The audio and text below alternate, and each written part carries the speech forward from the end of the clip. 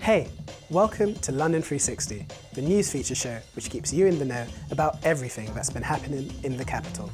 You can catch us here, or you can watch the show anytime online at communitychannel.org/London360. You can also follow us on social media, where you can get involved, keep up with action, and go behind the scenes. Don't go anywhere, because coming up, we have got some exciting and wonderful stories lined up, including the Asian Awards, an event filled with notable guests, from politicians to pop stars, and how the London communities are helping the homeless. Also, find out how the government might be taking steps towards seeing private information on your devices. From tweeting, texting to Instagramming, Londoners are spending more time on their phones and online devices.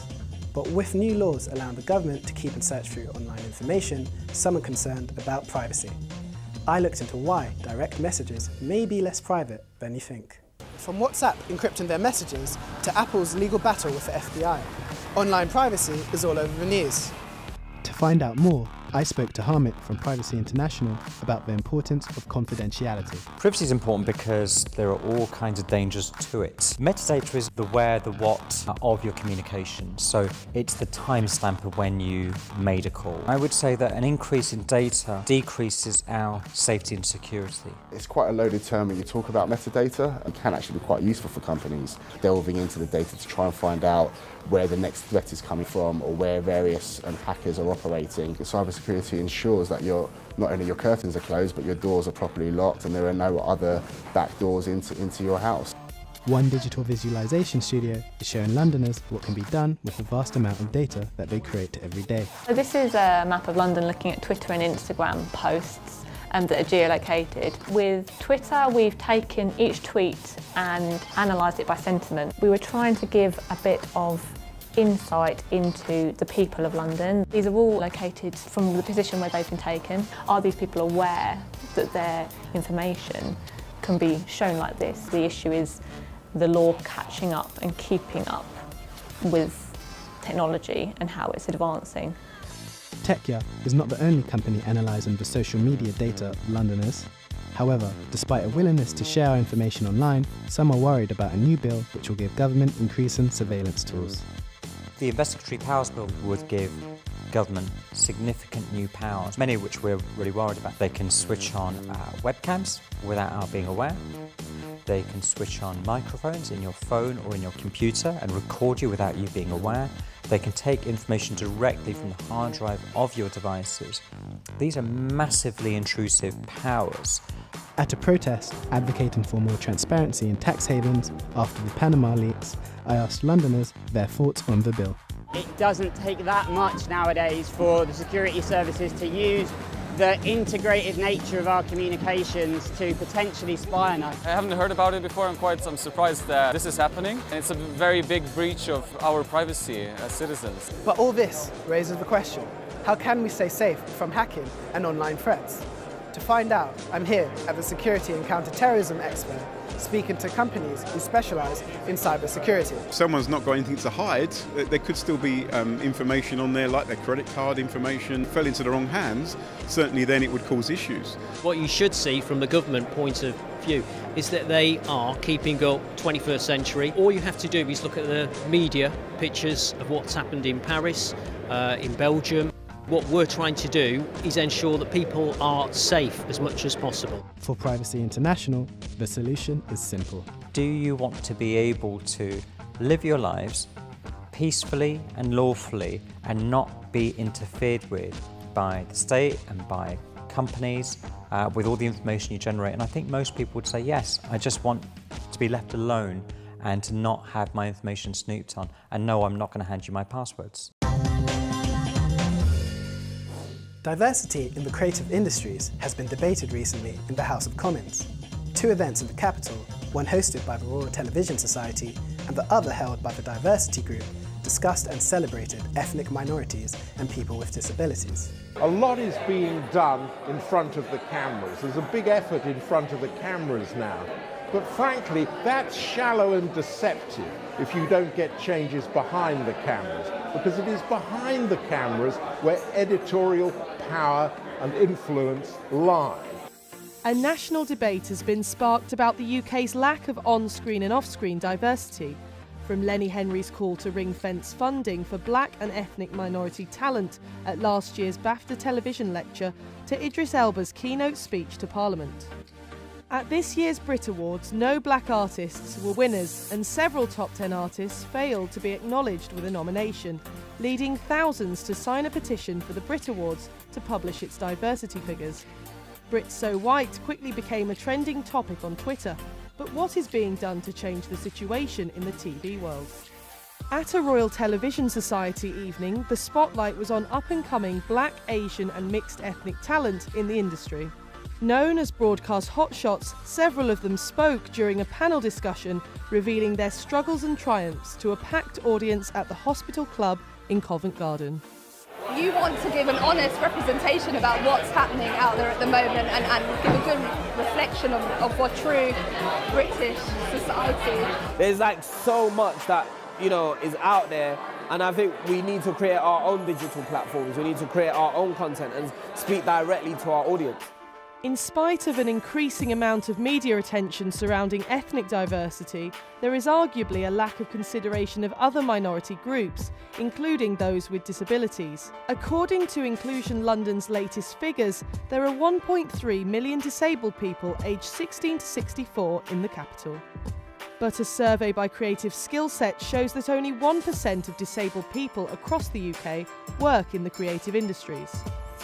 And the latest BBC Equality and Diversity report reveals that only 7.8% of their staff are disabled.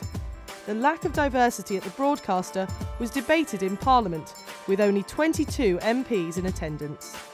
The Diversity Group hosted a reunion of winners of the National Diversity Awards at Microsoft in Victoria. The ceremony celebrated the achievements of those making substantial contributions to their communities.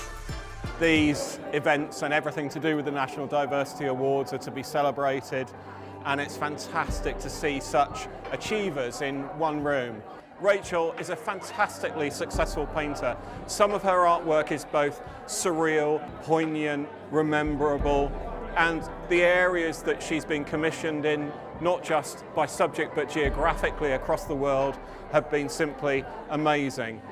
In 2013, Rachel Gadsden won the NDA's Positive Role Model for Disability Award and represented the UK creating This Breathing World, a major solo exhibition of artwork and film as part of the first ever Art and Disability Festival in the Middle East. These people is just amazing. It's the positive role models, community organisations that are just doing tremendous stuff that really fills me with pride that I'm giving them a voice.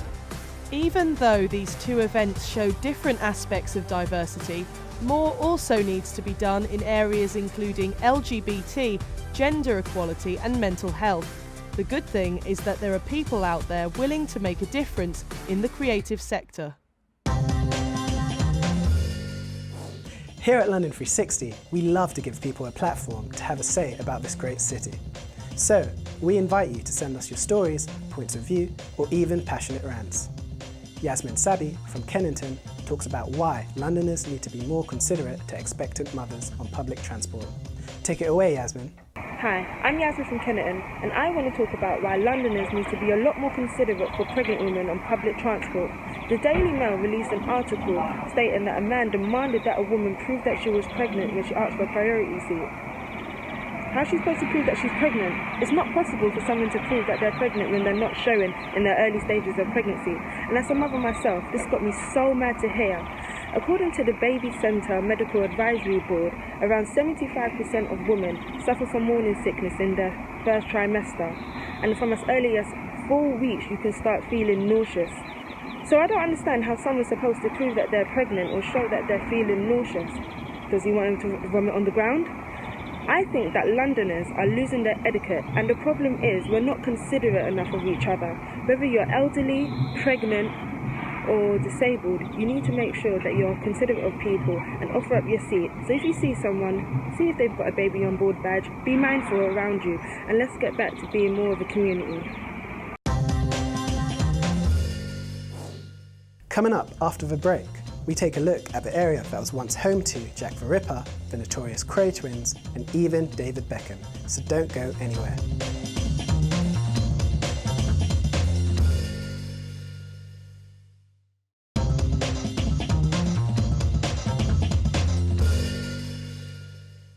Welcome back to part 2 of London360, giving you real and alternative stories from London's hidden communities. Now, we all encounter rough sleepers, whether commuting or on a night out. But have you ever taken the time to help them? We spoke to ordinary people who choose not to ignore, but instead lend a helping hand. According to the Combined Homelessness and Information Network, more than 7,500 people were sleeping rough between 2014 and 2015. A third of these rough sleepers can be found in Westminster, which is the highest population of rough sleepers in all of London's boroughs. We spoke to members from different branches of Church of God of Prophecy UK, who feed the homeless in Charing Cross once a month. Well, most Sundays, these people come down from a local church and provide a breakfast for homeless people. It's really a network of friends who've got together, some church people, some work colleagues and so on, and other volunteers. 400 we think is about the record number of people we've fed, just in about an hour and a half or 2 hours. I've come to help these every month. I've been homeless myself for 15 years. We got put out my mum's house and then just decided to come into London. So I lost my baby and that on the street. I miscarried. If you go in a gang, you're okay if you're in a gang, but if you're on your own, you're not. You're definitely not safe on your own. So now I've actually got a house with me and my husband and my brother. Labour Campaign to End Homelessness are another group in London who also help rough sleepers. They walk from King's Cross Station to Oxford Circus every Thursday, providing rough sleepers with food, clothes and other items along the way. You have seen shows such as Benefit Street and other kinds of poverty pornography proliferate, so that it is now much more acceptable to denigrate people who lack money and opportunities. Nobody lacks those opportunities more than homeless people. Often the first thing that disappears when you end up on the streets is the truth. So you sometimes have to exaggerate, and sometimes you don't have to exaggerate because you are in terrible conditions. But one thing, don't judge them. Don't say that they are saints, nor that they are sinners. They are like the rest of us who've fallen into a situation. I feel a bit dirty because I can't get a shower. I do get to go to hostels during the day. Sometimes you can use hostels during the day and they give you some food and the showers and stuff. But nothing to, you can't live there. There's also a sense of invisibility that a lot of rough sleepers have. The biggest challenge, really, is a lack of recognition among most people of how bad this situation is. It's not only churches, charities and groups like this who can make a difference. Society can also do something to make a change. Get folk coming out, see how they feel. If they were rough sleeping on the streets. I build another hostel building, you know what I mean?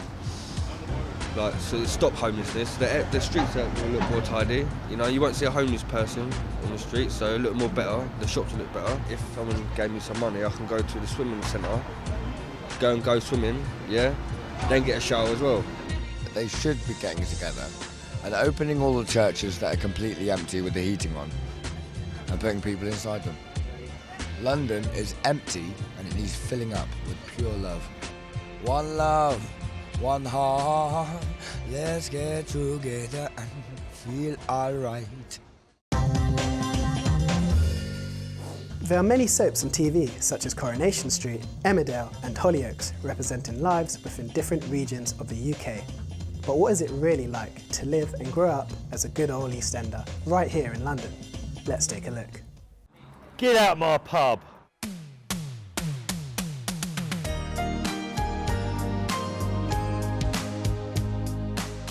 The East End has remained a pivotal part of London's history, from the Great Plague that infected all of London to the playful rhyming Cockney slang. Got to go home now to the trouble and strife.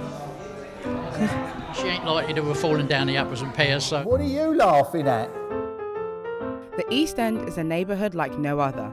Its range of diverse cultures, traditional cuisines and fascinating stories make it an unforgettable destination. Born into a pie and mash family. Started in 1862 by my great-grandfather Robert Cook. It's the most traditional meal in the East End of London. People talk about fish and chips and a curry and all the rest of it. The most authentic food in the East End of London is a pie and mash. Pie and mash shops were all over the place. You could literally go almost anywhere. As a lad, I used to work on Chapel Market on a Saturday, and before going out in the morning, my mum would give me 1 and 6pence to get me lunch in Manzy's Pie and Mash Shop. I remember growing up, there used to be a pub on every single corner. It always used to be pubs, church, and the two almost went hand in hand. What people think about East London now, or when they actually see it for themselves, has changed.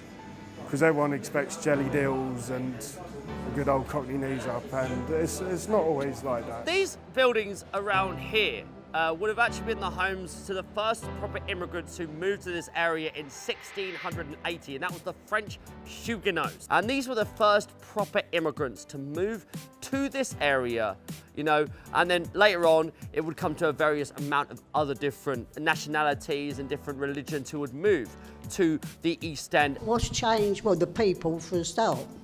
That they don't mix all that well with us. Other times you can't always grasp what they're saying. So that's why you don't talk to foreign people. The mix has changed dramatically over a relatively short period. Whereas when I was a kid, perhaps the only foreign shops you would have had was Italian cafes. And how could we forget the greatest adaptation of the area on the capital's favourite soap, EastEnders? You could see that the East End's not just like what was depicted, okay? It's not just the craze, it's not just Jack the Ripper, it's not EastEnders. But the thing is, I'd like to think that, you know, there's more than meets the eye. Although London is becoming more uniform in the way it looks, these iconic places that represent the history and traditions of the real East End will remain and help the East End culture survive. You can come out of your home living on your own and you'll bump into anybody who you can talk to. You're never on your own. So, cheerio from the East End.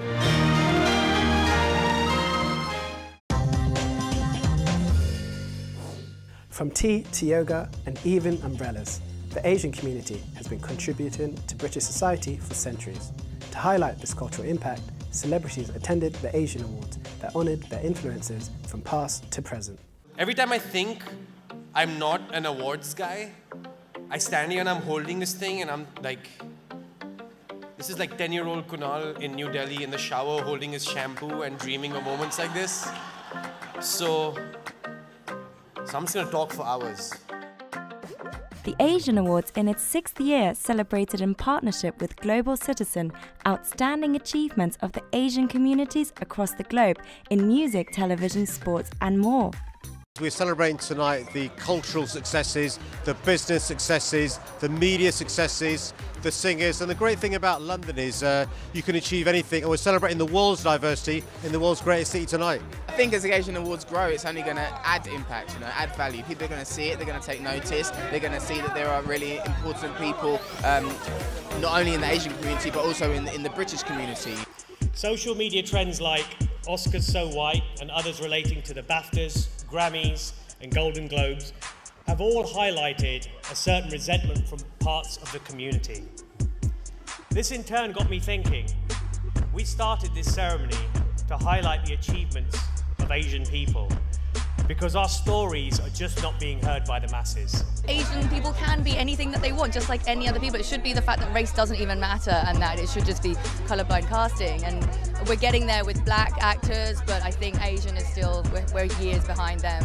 I think that people always perceive that they know what you can do. Now, whether that's me as an actor or Asians as a group or British Asians or, you know, any subgroup, there's a presumption of what their abilities are. Well, I'm here to support my really great friend, Naughty Boy. He's up for an award tonight, so I was just really honoured to be asked to come and present this to him. I did say no to begin with, not because for any other reason, but I didn't think I was ready. Because I feel like, does this mean like I should retire or something? I just wanted to be known for making good music first. I didn't want to be known as the brown guy or the Asian guy because I feel like that's like I didn't want to fly that flag until I had success. Then I've got reason to fly that flag. Then it's based on not me being Asian and successful, it's just me being a music guy. I think there are a few role models. I think there definitely could be more. I mean, I personally, for me, my dream is to do television, commercial, British television, like X Factor, like Strictly Come Dancing. So I think once you see Asians coming through doing that kind of thing, then we know that that's another ceiling shattered.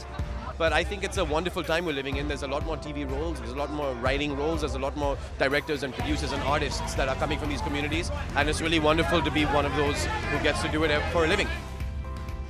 To accept the award on behalf of the Blessed Mother Teresa, please welcome the closest living relative to Mother Teresa, Aggie Boishu. I just want to say thank you very much for this award. And I'm happy that everybody is remembering Mother Teresa and her work. It's so important to have an award ceremony like this, which shines the light on the huge contribution that the Asian community has made to Britain and globally. That's your lot for this week. We hope you enjoyed the show. Want to find out more about any of the stories featured? Then head over to communitychannel.org/London360. Be sure to join in on the conversation and hit us up on social media through Facebook, Twitter and on Snapchat. And remember, keep it 360.